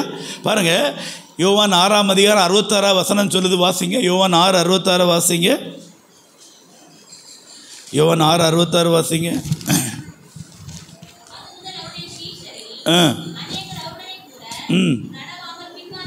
பாருங்க, அநேக இடத்துல அவரை விட்டு பின்மாறி போகிறாங்க. அடுத்து உடனே கேட்குறாரு, அவருடைய சீஷர்கிட்ட கேட்குறாரு, நீங்களும் போய்விட மனதா இருக்கிறீங்களோ? உடனே பேதுரு என்ன சொல்றாரு? அவருக்கு பிரதியுத்தரமாக, ஆண்டவரே, யாரிடத்தில் போவோம்? நித்திய ஜீவ வசனங்கள் உம்மிடத்தில் உண்டே. பாருங்க, இந்த இவ்வளவு பேரும் போன உடனே ஏசப்பா என்ன செய்யல? வாங்க வாங்கன்னு பின்னாடி போய் கூப்பிடல. இல்லை, இந்த 12 சீஷனை அனுப்பி போய் கூட்டிட்டு வாங்கன்னு சொல்லல. அல்லையா? ஆனால் இன்னைக்குள்ள நாங்கள்லாம் ரொம்ப நல்ல பாஸ்டர்ஸ். அல்லையா? யாராவது வரலன்னு நினைச்ச மாட்டோம், விட மாட்டோம். நேராக நாங்கள் எங்கே போயிடுவோம்? வீட்டுக்கு போயிடுவோம். என்ன பிரச்சனை? ஏன் வரல? நாங்கள் இயேசுவோடே நல்லவங்க. அல்லையா? புரியுது அவங்களுக்கு? போய் ஏன் வரல? நான் உண்மையில் உங்களை பற்றி பேசலை, அது வந்து செய்தியில் தான் சொன்னது. உங்களை நினச்சி சொல்லலை. நீங்கள் இதுக்கெல்லாம் தப்பாக நினைக்காதீங்க, வாங்க வாங்கன்னு கூப்பிடுங்க. ஏசப்பா யாரையுமே கூப்பிட போகலை. அல்லையா? ஏன் தெரியுமா? அவர் சத்தியம் உள்ளவராக இருந்தார். அல்லையா? கேட்குறவன் வந்தால் ரட்சிப்பு, வரலன்னா போ, அவ்வளோதான். கூட இருக்க 12 பேரை பார்த்து கேட்குறாரு, என்னடா நீங்களும் போக விருப்பமாக இருக்கீங்களான்னு. அந்த யார்கிட்ட போவான்னு பேதுரு அதை அறிந்திருந்தான். அல்லையா? பாருங்க, நல்லா தெரிஞ்சுடுங்க, நீங்கள் இயேசுவை உங்ககிட்ட வச்சிருந்தா தான் உங்கள் கூட இருப்பார். நீங்கள் அவரை நிராகரிச்சிட்டிங்கன்னா திரும்பி வரவே மாட்டார், அவர் போயிடுவார். அல்லையா? அவர் தமக்கு சொந்தமானதில் வந்தார், அவருக்கு சொந்தமானவர்களோ அவரை ஏற்றுக்கொள்ளவில்லை. ஏற்றுக்கொள்ளாதவனை அனுப்பிட்டாரு, வெளியே போயிட்டாரு. அவருடைய நாமத்தின் மேல் விசுவாசம் உள்ளவர்களாகி அவரை ஏற்றுக்கொண்டவர்கள் எத்தனை பேர்களோ அத்தனை பேர் அவருடைய பிள்ளைகளாகும்படிக்கு அதிகாரம் கொடுத்தார். அப்போ நீங்கள் நினச்சிடுங்க, இயேசு ஏற்றுக்கொண்டது உண்மை. 1-2 வருஷம் இல்லை, 24 வருஷம் அவர் அங்கே தான் வாழ்ந்தார். 24 வருஷம் அவங்களுக்குள்ள தான் போய் வந்திருந்தார். ஆனால் அவரை நிராகரித்த உடனே வேதம் சொல்லுது, அவர் அவ்விடம் விட்டு போய்விட்டார். அல்லையா? அதன் பிறகு திரும்பி எங்கே வரல? நாசரேத்துக்கு ஏசப்பா மரிக்கிற வரைக்கும் திரும்பி வரவே இல்லை. அல்லையா? நல்லா தெரிஞ்சிடுங்க, இயேசுவை விட்டுட்டீங்கன்னா போயிடுவார். அல்லையா? யாராவது விட்டீங்களா?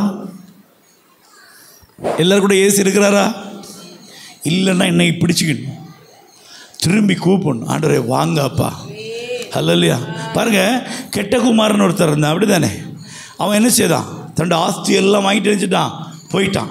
வாசிங்க, லூக்கா 15ஆம் அதிகாரத்தில் நினைக்கிறேன், 15:10 வாசிங்க. லூக்கா 15. அதுபோல மனம் திரும்புகிற ஒரே பாவி நிமித்தம் தேவனுடைய தூதருக்கு முன்பாக சந்தோஷம் உண்டாயிருக்கிறது என்று உங்களுக்கு சொல்லுகிறேன் என்றார். லூக்கா 10:8-11 வாசிங்க.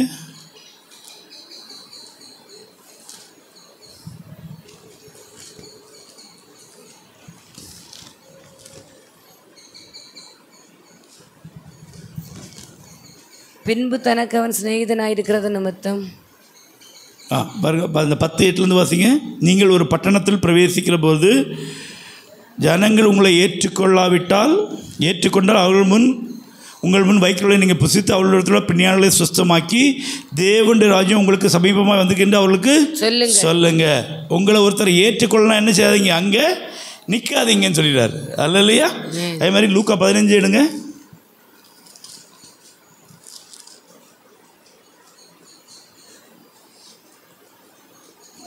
பாருங்க, அவன் போகிறான், அப்பாவுடைய சொத்தெல்லாம் எடுத்துட்டு போயிடுறான்.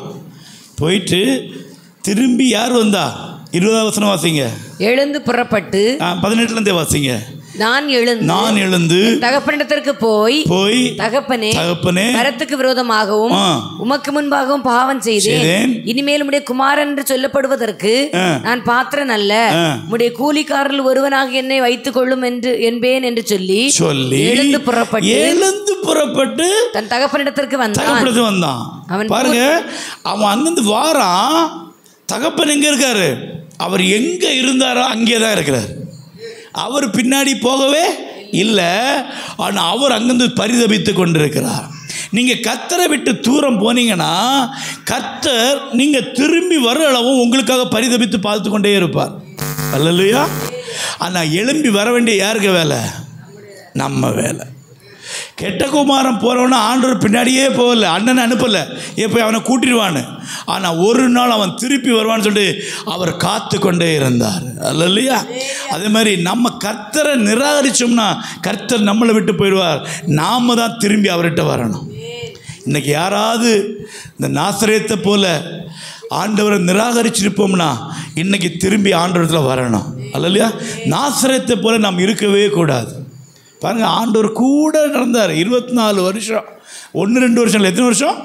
24 வருஷம் கூட இருந்த ஆண்டவரை கொலை பண்ண பார்த்தாங்க, நிராகரித்தார்கள். அவர் விட்டு போயிட்டார், திரும்பி வரவே இல்லை. கடைசி ஊருக்கு பாருங்க, கப்பர்நகும். இந்த கப்பர்நகும் ஏசப்பா 3 வருஷம் ஊழியம் செய்த இடம். அல்லையா? அல்லையா? பாருங்கள், லூக்கா 10-15 வாசிங்க. மத்தேயு 4:13 வாசிங்க. மத்தேயு 4:13. நாசரேத்தை விட்டு செபுலோன் நப்தலின் நாடுகளின் எல்லைகளிலிருந்து கடற்கரைக்கு அருகான கப்பர்நகூமிலே வந்து வாசம் பண்ணினார். கப்பர்நகூமில் போய் என்ன செய்றாரு? வாசம் பண்றாரு. அங்க ஆண்டவர் அநேக அற்புதங்களை செய்கிறார். அல்லையா? அங்கதான் அவருடைய முழு அதான் கலிலேயா. இந்த கப்பர்நகும் பார்த்தீங்கன்னா மிகவும் ஃபேமஸான ஊர். ஏசப்பாவுடைய காலத்தில் மிகவும் செழிப்பாக இருந்த, மிகவும் ஆசீர்வதிக்கப்பட்ட, பயங்கர பணக்காரர்களாக இருந்த ஊர் இந்த கப்பர்நகும். இந்த கப்பர்நகுமுக்கு அர்த்தம் என்னென்னா, கப்பர்னு சொன்னால் கிராமம், நகூம்னா என்ன? ஆறுதல். நாகூம்னா என்ன தெரியுமா? நாகூம் தீர்க்கதரிசி. இந்த நாகூம் தீர்க்கதரிசி இந்த கப்பர்நகும்லேருந்து வந்தவர்னு சொல்கிறாங்க. நாகூம் தீர்க்கதரிசி தெரியுமா? கேள்விப்பட்டிருக்கீங்களா? நாகூம்னு ஒரு தீர்க்கதரிசி பைபிளில் உண்டு, தெரியுமா? அவர் எந்த ஊருக்கு தீர்க்கதரிசனம் சொன்னார் தெரியும்? பைபிளில் இருக்கே, அப்படிதானே? எந்த ஊருக்கு சொன்னார் சொல்லுங்க? Praise the Lord. நினிவேக்கு அவர் தீர்க்கதரிசனம் சொன்னார். முதல்ல நினிவேக்கு போய் தீர்க்கதரிசனம் சொன்ன யாரு? யோனா. யோனா சொன்னோன்னு என்ன செய்தாங்க? மனம் திரும்பிட்டாங்க. கொஞ்ச நாள் கழிஞ்சு திருப்பி என்ன செய்யிட்டாங்க? பின்மாறி போயிட்டாங்க. இப்போ 2வது யார் அனுப்பினார்? ஆனால் இவர் நினிவேக்கு நாகூம் தீர்க்கதரிசி போய் தீர்க்கதரிசனம் சொல்ல, அவர் இங்கிருந்தே தீர்க்கதரிசனம் சொன்னார். அல்லையா? அல்லையா? பாருங்க, அந்த நாகூம் தீர்க்கதரிசி வந்த ஊர் தான் இந்த கப்பர்நகும். அவருக்கு பேரில் தான் அந்த ஊருக்கு பேரே கப்பர்நகும். கப்பர்நகும்னா ஆறுதலான கிராமம். ஆரம்பித்தது எப்படி? ஆவிக்குரிய வாழ்க்கையில். அல்லையா? பெரிய தீர்க்கதரிசிகள் வந்த இடம், அங்கே ஏசப்பா 3 வருஷம் ஊழியம் செஞ்ச இடம். அந்த ஊரில் தான் கலிலேயா கடல் இருக்குது. அந்த கலிலேயா கடலில் உள்ள தண்ணி நல்ல தண்ணி, உப்பு தண்ணி கிடையாது. அந்த கடலில் வர மீன் பயங்கர ஃபாஸ்ட்டாக இனப்பெருக்கம் செய்யுமா. அந்த கடலில் உள்ள மீன் பார்த்திங்கன்னா அன்னைக்கு உலகத்தை ஆண்டு கொண்ட ரோம அரசுக்கு, அந்த ராஜாவுக்கு டெய்லி இங்குள்ள மீன் தான் போகுமா. அல்லையா? அதே மாதிரி அந்த ரோம அரசருடைய அரண்மனையில் எந்த மாதிரி மரங்களை வச்சு ஆலயம் கட்டியிருந்த, அரண்மனை கட்டியிருந்தா அதே மரத்தை வச்சு அவர் இந்த மீனுக்கு வேண்டி அந்த மரத்தை கொடுத்துருக்காரு. அந்த மரத்தை வச்சு கப்பர்நகூமில் ஒரு தேவாலயம் கட்டப்பட்டது அல்லையா? அந்த தேவாலயத்தில் ஏசப்பா அடிக்கடி போய் பிரசங்கம் பண்ணியிருக்கிறார். அப்படி ஒரு மகிமையான இடமா இருந்தது யாது? இந்த கப்பர்நகூம். ஆனால் இந்த கப்பர்நகூம் கடைசி என்ன ஆகி போச்சு தெரியுமா? ஆண்டவரை மறுதலித்துட்டாங்க அல்லையா? இன்னைக்கு கப்பர்நகூமில் ஒன்றுமே கிடையாதான், வெறும் இடிஞ்சு போன செவர் மட்டும்தான். ஒரு ஆள் கூட ஜீவிக்கலையாங்க. இன்னைக்கு ப்ரெசன்ட் கண்டிஷனில் இந்த டூரிஸ்ட்லாம் போய் வெறும் அந்த இடிஞ்சு போன செவர்களை தான் பார்த்துருவாங்க. ஒரே ஒரு ரோமன் கத்தோலிக்க சர்ச்சு மட்டும் இருக்கா, அவங்க தான் அதில் இருக்காங்களாம். வேறு ஒரு ஆளும் கிடையாது. அவங்களும் வாரத்துக்கு ஒருக்கா அங்கே போய் ஆராதனை எதுவும் நடத்திட்டு வராங்களாம். ஒரு ஆளு கூட இல்லையா? ஏன் தெரியுமா? கர்த்தரை மறந்ததுனால அல்லையா? வாசிங்க ஒரு வசனத்தை, மத்தேயு 11 வாசிங்க, 11:23 வாசிங்க. வானபரியந்தம் உயர்த்தப்பட்ட கப்பர்நகூமே, வானபரியந்தம் உயர்த்தப்பட்ட கப்பர்நகூமே, நீ பாதாள பரியந்தம் தாழ்த்தப்படுவாய். பாருங்க, வானபரியந்தம் உயர்த்தப்பட்டிருந்தது. எதனால? ஆண்டவர் அங்கே இருந்ததுனால அல்லையா? இயேசு இருந்தபோது வானபரியந்தம் உயர்த்தப்பட்டது. அந்த கப்பர்நகூமத்தை ஆண்டவரே சொல்றாரு. இங்க ஒரு சாபம் என்ன? நீ பாதாள பரியந்தம் தாழ்த்தப்படுவாய். உன்னில் செய்யப்பட்ட பலத்த செய்கைகள். பாருங்க, ஆண்டவர் அந்த கப்பர்நகூம்ல பெரிய அற்புதங்களை செய்தார், பெரிய அடையாளங்களை செய்தார். 3 வருஷம் ஊழியத்தில் பெரிய பெரிய காரியங்களை செய்தார். அவர் சொல்றாரு, உன்னில செய்யப்பட்ட அந்த அடையாளங்கள் சோதோமிலே செய்யப்பட்டிருந்தானால் அது இந்நாள் வரைக்கும் நிலைத்திருக்கும். அது இந்நாள் வரைக்கும் நிலைத்திருக்கும் அல்லையா? பாருங்க, சோதோமை கர்த்தர் என்ன செய்தார்? அழிச்சு போட்டார். ஏன் அழிச்சாரு? சோதோமின் பாவம் பெரியதாது. அங்கே என்ன பாவம்? ஓரின சேர்க்கை இருந்தது. அந்த பாவம் கர்த்தருடைய சமூகத்தில் வந்தபோது ஆண்டவர் நினிவேக்கு யோனாவை அனுப்பினார் அல்லையா? ஆனால் இந்த சோதோமுக்கு யாரையுமே அனுப்பலை. சோதோமுக்கு தேவதூதர்கள் போனாங்க அழிக்க. போகும் முன்னாடி யார்கிட்ட சொன்னாங்க? ஆபிரகாம்கிட்ட சொன்னாங்க. ஆபிரகாம் கேட்குறா, ஆண்டவரே 50 பேர் இருந்தா, 40 பேர் இருந்தா, 30 பேர் இருந்தான்னு கேட்குறா. அழிக்க மாட்டேன்னு சொல்றாரு. ஆனாலும் கர்த்தர் என்ன செய்தார்? சோதோமை அழித்தார். அந்த சோதோமுக்குள்ள 2 தேவதூதர்கள் அனுப்பினவர் அங்கே என்ன செய்யலை? அவங்களுக்கு பிரசங்கம் பண்ணல, ஊழியம் பண்ணல. ஏன்? ஆண்டவர் சோதோமை அழிக்க திட்டம் பண்ணினார். அதுக்கு மேலே நியாய தீர்ப்பு வந்து விட்டது அல்லையா? இப்போ இங்கே ஆண்டவர் என்ன சொல்றார்? இந்த கப்பர்நகூமை பார்த்து, உனக்கிட்ட செய்த பிரசங்கம், உனக்கிட்ட நடந்த அற்புதம், உன் வாழ்க்கையில் நடந்த அதிசயம், உனக்கு வெளிப்படுத்த ரட்சிப்பு சோதோமுக்கு போயிருந்தா அவன் இன்னைக்கு அழிக்கப்படாமல் இருந்திருப்பான். அப்போ அதுக்கு அர்த்தம் என்ன?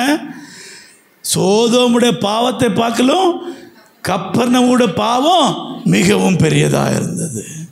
இது யார் வந்து ஊழியம் செஞ்ச இடம்? ஏசப்பா ஊழியம் செஞ்ச இடம், அற்புதம் நடந்த இடம், அதிசயம் நடந்த இடம், அந்த நாட்டில் உள்ள மீனை ரோம ராஜா சாப்பிட்ற இடம். ஏன் இவங்க மறந்தாங்க? வசதி வந்த உடனே கர்த்தரை மறந்துட்டாங்க அல்லையா? கொஞ்சம் யோசிச்சு பாருங்க. நீங்களும் நானும் கர்த்தரத்தில் வரும்போது எப்படி வந்தோம்? ஒரு பெரிய வியாதியோடு வந்தோம், இல்லை ஒரு பெரிய பாரத்தோடு வந்தோம், ஒரு பெரிய வேதனையோடு வந்தோம், ஒரு பெரிய கண்ணீரோடு வந்தோம், ஒரு கவலையோடு வந்தோம். கர்த்தர் நம்முடைய கண்ணீரை கேட்டதை மாற்றினார். மாற்றின உடனே நமக்கு என்னாச்சு? இப்போ கொஞ்சம் சுகம் வந்துட்டு, சுகம் வந்து கொஞ்சம் ஐஸ்வர்யம் வந்து நிலைமைகள் சீரான உடனே கர்த்தரை கொஞ்சம் கொஞ்சமாக இன்னைக்கு தேவ ஜனங்கள் மறந்து கொண்டே இருக்கிறாங்க. அதனால தான் ஆண்டவர் சொல்றாரு, வானபரியந்தும் உயர்த்தப்பட்ட கப்பர்நகூமே, நீ பாதாள பரியந்தும் தாழ்த்தப்பட்டு போவாய். ஆண்டவருடைய தீர்க்க தரிசனம், அந்த சாபம் கப்பர்நகூம் மேலே பலித்து விட்டது. இன்னைக்கு கப்பர்நகூம்ல ஒன்றுமே கிடையாது, ஒன்றுமே இல்லை, அழிக்கப்பட்டு இருக்குது.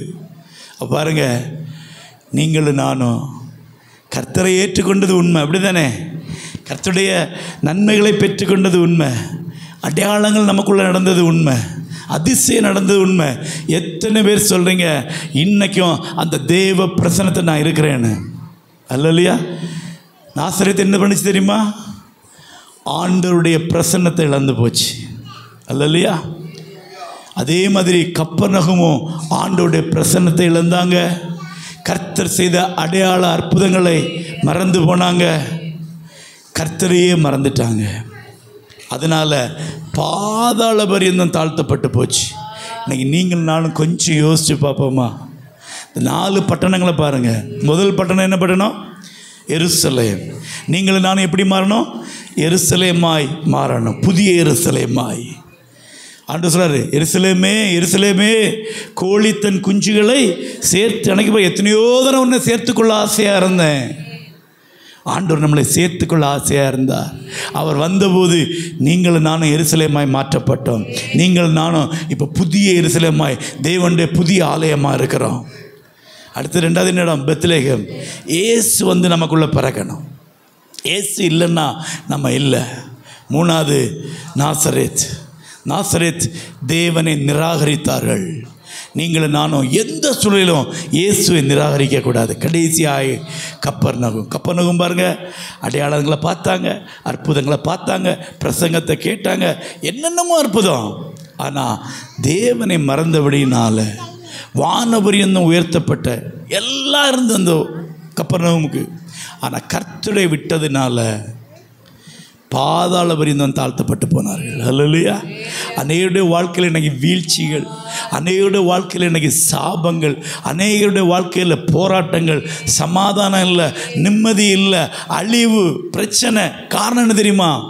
உயர்த்தப்பட்ட போது தேவனை மறந்து விட்டோம். அல்லேலூயா. ஆனால் இப்போ ஒன்று செய்யலாம், அவரிடத்தில் திரும்பி வரலாம். ஒன்று நிச்சயம், நம்முடைய கிரியைகளை நம்ம இந்த கர்த்தரை அறிந்தபோது கர்த்தருக்காக செய்த எந்த கிரியையும் மறந்து போக்கு அவர் அநீதி உள்ளவர் அல்ல. அவர் எல்லாவற்றையும் நினைவில் வைத்திருக்கிறார். இன்றைக்கு நம்மளை உயிர்ப்பிக்க அவர் உண்மை உள்ளவராக இருக்கிறார். இன்றைக்கு நம்மளை கரம் நீட்டி தூக்க இயேசு ஆயத்தமாக இருக்கிறார். எத்தனை பேருக்கு ஆசை இந்த ஆண்டவரோடு கூட இருக்கணும் என்று சொல்லி கண்களை மூடி ஆண்டவரை ஒப்பு கொடுப்போமா? எல்லாரும் கண்களை மூடி, ஆண்டவரே எங்களை நீர் ஏற்றுக்கொள்ளும், ஆண்டவரே எங்களை மீண்டும் கட்டும், ஆண்டவரே எங்களை மீண்டும் உயிர்ப்பியும் என்று சொல்லி ஆண்டவரை கேளுங்க. ஹல்லேலூயா, ஹல்லேலூயா, ஹல்லேலூயா. எல்லாரும் ஸ்தோத்திரம் பண்ணி ஆண்டவரை நோக்கி கூப்பிடுங்க. கவலைப்படாதீங்க. ஆண்டவரை விட்டு தூரம் போனது உண்மைதான், ஆண்டவருடைய கரத்தை விட்டது உண்மை. ஆனாலும் தேவன் இன்றைக்கு உண்மை உள்ளவராக இருக்கிறார். ஹல்லேலூயா, ஹல்லேலூயா. அவர் வாழுகிற இடமாய், அவர் உலாவுகிற இடமாய், அவருடைய மகிமை தங்குகிற இடமாய், அவருடைய பிரசன்னத்தில் எப்பொழுதும் நிறைந்திருக்கிற ஒரு பட்டணமாய், ஒரு நகரமாய் நாம் மாறுவோம் என்றால் வேதம் சொல்றது, இந்த பூமியும் அதன் நிறைவும் நம்முடைய கர்த்தருடையது. கர்த்தர் அவைகளை நமக்காய் வாக்கியம் பண்ணுகிற தேவன். இன்றைக்கு தேவ பிள்ளைகளே, எத்தனை பேர் கட்டப்பட்டிருக்கிறீர்களோ, எத்தனை பேர் இன்றைக்கு விடுதலை பெற முடியாமல், ஆண்டவரே எனக்கு ஒரு விடுதலை இல்லையா, எனக்கு ஒரு ஜெயம் இல்லையா, எனக்கு ஒரு முடிவு இல்லையா, எத்தனை நாள் நான் இப்படி கஷ்டப்பட வேண்டும் என்று சொல்லி அழுகிற தேவ பிள்ளைகளே, இன்றைக்கு கர்த்தரத்தில் உண்மையாக ஒப்பு கொடுங்க. ஆண்டவரை கேளுங்க. ஆண்டவரே எனக்கு ஒரு விடுதலை வேண்டும், ஆண்டவரே எனக்கு ஒரு ரட்சிப்பு வேண்டும், ஆண்டவரே. ஹல்லேலூயா, ஹல்லேலூயா. எல்லாரும் கேளுங்க, எல்லாரும் கேளுங்க. அவரே நம்மை ஜெயம் கொடுக்கிறவர், அவரே நம்மை தப்புகிறவர், அவரே நம்மை விடுவிக்கிறவர். அவரை தேடி வரும்போது அவர் அணைத்துக் கொள்கிற தேவன். ஹல்லேலூயா. எல்லாரும் சொல்லுமா? விடுதலை நாயகன் வெற்றியை தருகிறார், எனக்குள்ளே இருக்கிறார், என்ன ஆனந்தம். விடுதலை நாயகன் வெற்றியை தருகிறார், எனக்குள்ளே இருக்கிறார், என்ன ஆனந்தம். நான் பாடி பாடி மகிழ்வே, தினமாடி ஆடி துதிப்பே. நான் பாடி பாடி மகிழ்வே, தினமாடி ஆடி சொல்லுவே. எங்கும் ஓடி ஓடி சொல்லுவே, எங்கும் ஓடி ஓடி சொல்லுவே. என் இயேசு ஜீவிக்கிறார், என் இயேசு ஜீவிக்கிறார். விடுதலை நாயகன் எனக்குள்ளே இருக்கிறார், எனக்குள்ளே இருக்கிறார், என்னே ஆனந்தம்.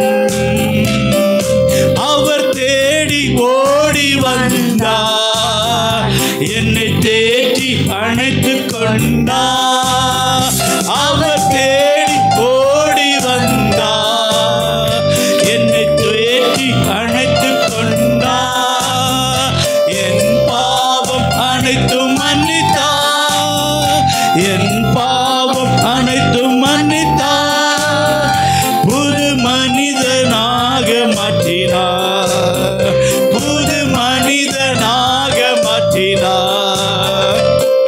விடுதலை நாயகன் வெற்றியை தருகிறார், எனக்குள்ளே இருக்கிறார். என்ன ஆனந்தம்! செங்கடலை கடந்து செல்வேன், யோர்தானை மிதித்து நடப்பேன்.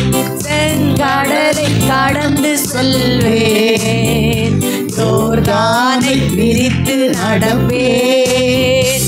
எரிகோவை சுற்றி வருவேன், எரிகோவை சுற்றி வருவேன். எக்காலம் ஊதி ஜெயிப்பேன், எக்காலம் ஊதி ஜெயிப்பேன். விடுதலை நாயகன் இயேசுவின் நாமத்தில் வெற்றியை தருகிறார், நமக்குள்ளே இருக்கிறார். என்ன ஆனந்த! உனக்குள்ளே இருக்கிறார். Yes, அப்பா.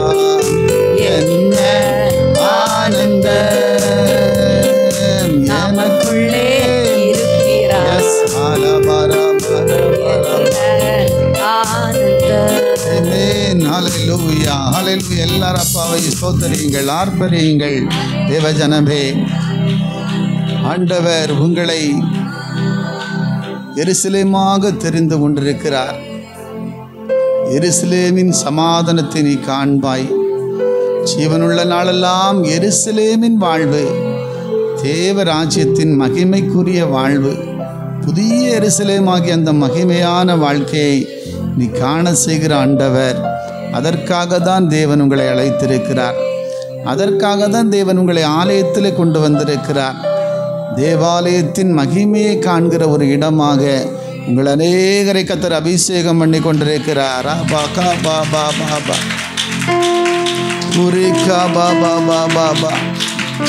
இரண்டாவது, உன்னை பெத்லேகமாக மாற்றுகிற ஆண்டவர். பெத்லேகமில் ஒரு குறைவில்லாத இடம், அது அப்பத்தின் வீடாகிய இடம். அங்கு விசேஷித்தமான ஆண்டவருடைய மகிமைக்குரிய ஸ்தலங்கள், ஒவ்வொரு காரியங்களையும் ஒரு விசேஷம் இன்றைக்கு பெத்லேகமில் இருக்கிறது. ஒரு பெரிய பாக்கியம். வேதத்தில் பார்க்குற அநேகர் பெத்லேகமை விட்டு, எருசலேமை விட்டு அநேகர் புற இடங்களுக்கு போகும்போது மகிமை இழந்து போனார்கள். தேவனை விட்டு தூரம் போகும் பொழுது நம்முடைய வாழ்க்கைகள் பாழாகிவிடும். ஆனால் நீ தேவனோடு உறவாட இன்னும் அவருக்கு மகிமையாய் வாழ உங்களை தேவன் அப்படியா பெத்லேகமத்தின் ஆசீர்வாதங்களால் நிரப்புவார். அப்பத்தின் ஆசீர்வாதங்கள், விலையேற பெற்ற ஒரு ஆட்டுக்குட்டியாக உங்களை மேன்மையாய் மாற்றுகிற ஆண்டவர். எல்லாரும் கரங்களை தட்டி தேவனுக்கு மகிமை செலுத்துவோம். தேவ பிள்ளையே, வேதம் சொல்லுகிற நாசரேத்தின் வாழ்வு வேண்டாம். நாசரேத்தில் இருந்துதான் நன்மை வந்தது. அழிந்து போன பாழாய் கிடந்த நம்மை தேடி வந்தார். ஆண்டவர் ஊழியம் செய்தார். அவருடைய சுவிசேஷம் உன்னை மாற்றினது. ஆனால் நீ சத்தியத்திற்கு கீழ்ப்படிந்தால் தான் உனக்கு விடுதலை உண்டு. கரங்களை தட்டி சோத்தரியுங்கள் எல்லா தேவ பிள்ளைகளும். ஆண்டவரே, எங்களை ஒரு அப்பா நம்முடைய சத்தியத்தை கீழ்ப்படுகிற ஒரு அபிஷேகத்தை தாரும். கடைசியாக நாம் பார்த்தோம் கப்பர்நகூம், அந்த பட்டணத்தை குறித்தும் பார்த்தோம். தேவ பிள்ளையே, ஆண்டவரை ஏற்றுக்கொள்ள மனதில்லாமல் மேட்டிமை அடைந்தது நிமித்தம் தேவன் செய்த அந்த ஆண்டவருடைய மகிமை இழந்து போனதுனால எல்லாமே மேன்மையாக அவங்க வாழ்க்கை வெறுமையாய் மாற்றப்பட்டது. அதே போல நீங்களும் நானும் இன்றைக்கு இயேசுவை அறிந்திருக்கிறோம், சத்தியத்தை அறிந்திருக்கிறோம், சபைக்கு வந்திருக்கிறோம்.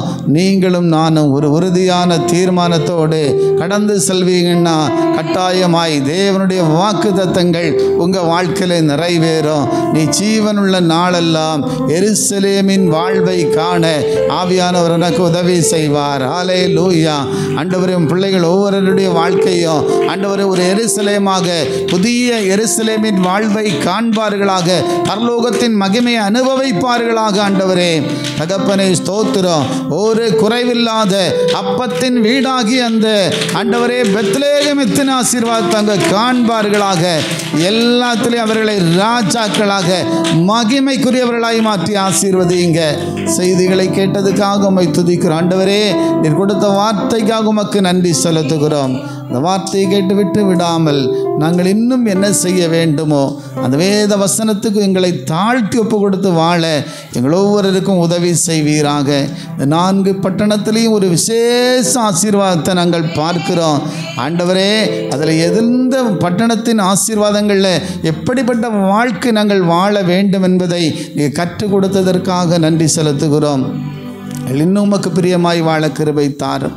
கடந்து வந்த எல்லா பிள்ளைகளையும் ஆசீர்வதிங்க. செய்திகளை கேட்கிற பார்க்கிற ஒவ்வொரு மக்களையும் ஆசீர்வதிங்க. ஆண்டவரே தேவதாசர் மூலம் கொடுத்த வார்த்தைக்காக உமக்கு நன்றி. அவர்களை இன்னும் பலப்படுத்தி அநேக ஆயிரங்களுக்கு பயனாய் மாற்றுங்க. ஆசீர்வதிக்கிறதற்காக உமக்கு நன்றி செலுத்துகிறோம். எல்லாவற்றையும் இயேசு கிறிஸ்துவின் நாமத்தில் ஒப்பு கொடுக்கிறேன். ஜீவனுள்ள எங்கள் நல்ல பிதாவே, ஆமென். என் ஆத்துமாவே கர்த்தரை ஸ்தோத்திரி, என் முழு உள்ளமே பரிசுத்த நாமத்தை ஸ்தோத்திரி. என் ஆத்துமாவே கர்த்தரை ஸ்தோத்திரி, கர்த்தர் செய்த சகல உபகாரங்களையும் மறவாதே. ஆமென். நம்முடைய கர்த்தராகிய இயேசு கிறிஸ்துவின் கிருபையும் பிதாவாகிய தேவனுடைய அன்பும் பரிசுத்த ஆவியின் அந்யோன்ய ஐக்கியமும் என்றும் என்றும் சதா காலங்களிலும் நம் அனைவரோடு கூட இருப்பதாக. ஆமென்.